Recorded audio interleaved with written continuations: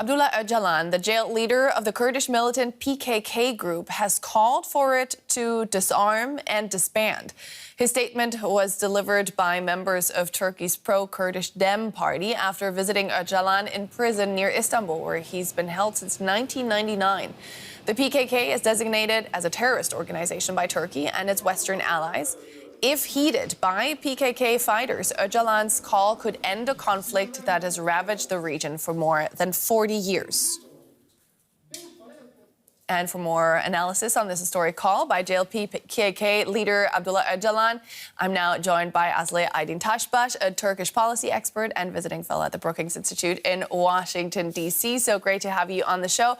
Now, before we get into today's events, could you quickly give our viewers a reminder of who the PKK is and what their goals are?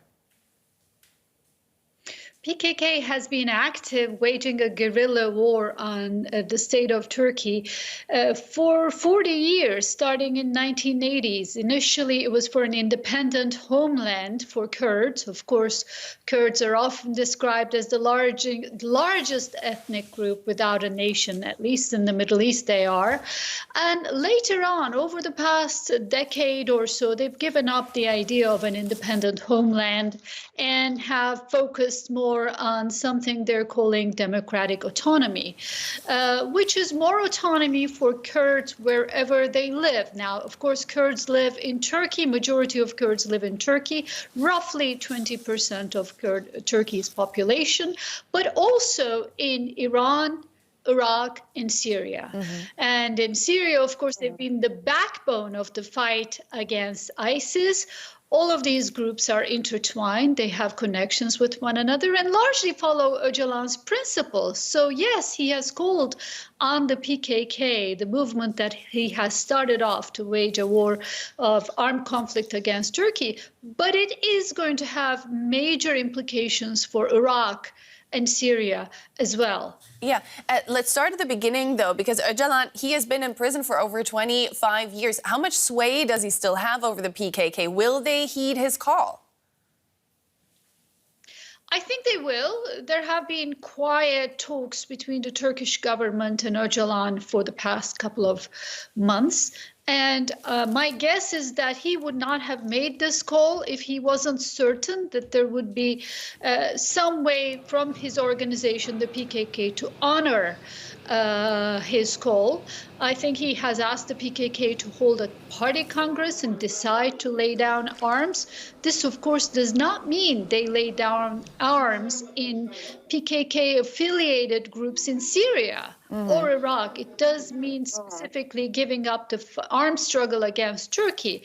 But he's an iconic figure. As you've said, he's been in jail since 1999, but the majority of people who follow this movement, who've joined this movement, who are fighters in this movement, really think of him as this iconic figure, very revered, and his teachings have become the guiding principle for not just the PKK, but of course now SDF, Syrian Kurds in Syria. So I think the fact that he has made this call means that it will be at least honored, but it's the beginning of a process. Yeah. It is the beginning of a process, not the end of it. So there'll be a roadmap and certainly things for Turkey to do, which are unspecified. The PKK will no doubt ask for legal guarantees for Kurds, for Kurdish municipalities, for essentially an easing up also of the type of crackdown that's been happening in Turkey.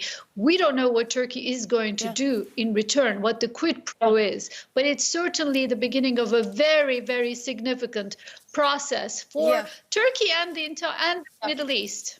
Exactly. We don't have much time, but I do want to look at Syria for a quick second. The Kurdish forces fighting in the north of the country have already said that this announcement does not concern them. And how could this then have implications for Syria? Briefly, if you can. Well, in a number of ways. It will be a lubricant. It will set the climate, a better climate for talks between Turkey and Syrian Kurds in Syria, but also between Syrian Kurds and Damascus, the new rulers of Damascus, who a group that, as you have covered before, which has very close ties to Turkey. It will also allow the more moderate wing of the Syrian Kurdish movement, which feels an affinity to Öcalan, to make some of the compromises they want to make, maybe in negotiations with Damascus.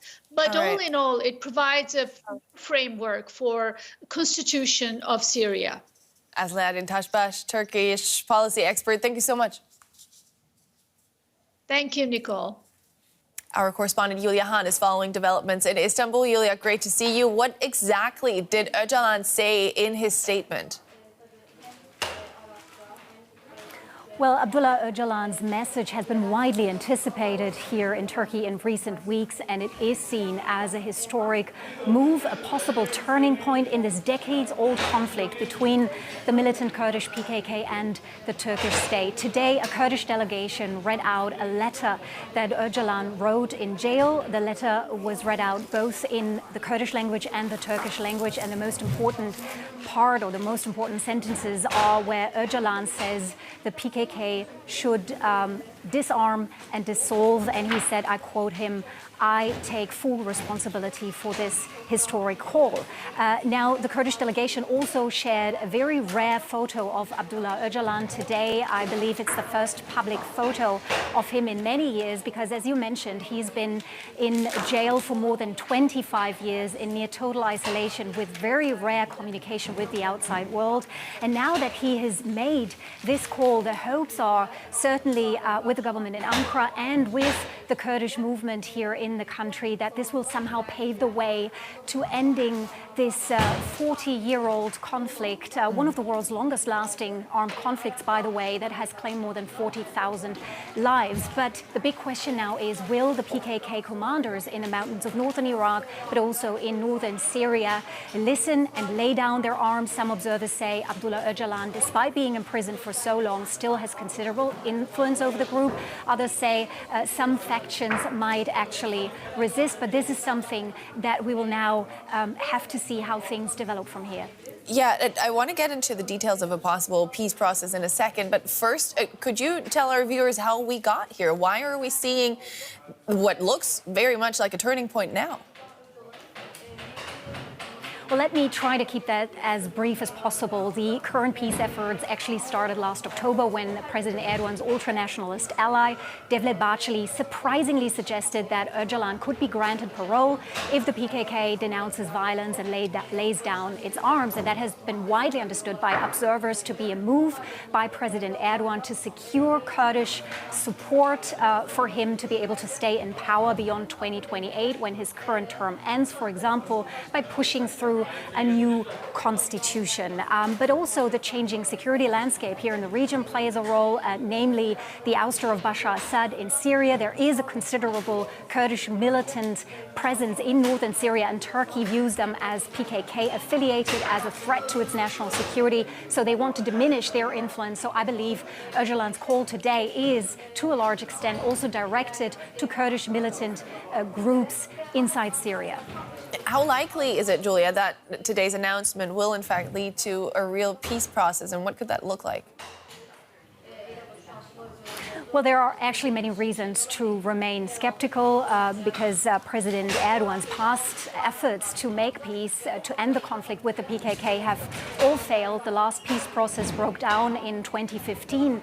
And since then, thousands of people have been detained or arrested over alleged links to the PKK. Elected Kurdish mayors, particularly in the country's east and southeast, have been dismissed, replaced, put into jail. And the pro-Kurdish party here, the second largest opposition party, has long pushed for a democratization, for larger political rights for Turkey's considerable Kurdish population. Some 15 to 20% of the Turkish population are Kurds. But even amid the current peace efforts, the government of President Erdogan has intensified its crackdown on the opposition, arresting more journalists, more politicians, and raising huge concerns over how serious Ankara actually is about its own peace efforts. And that is why many observers I've talked to, but also Kurdish people, remain skeptical whether this call by Abdullah Öcalan can actually lead to lasting peace or a solution to the so-called Kurdish question here in Turkey. DW correspondent Yulia Han, thank you so much for your reporting.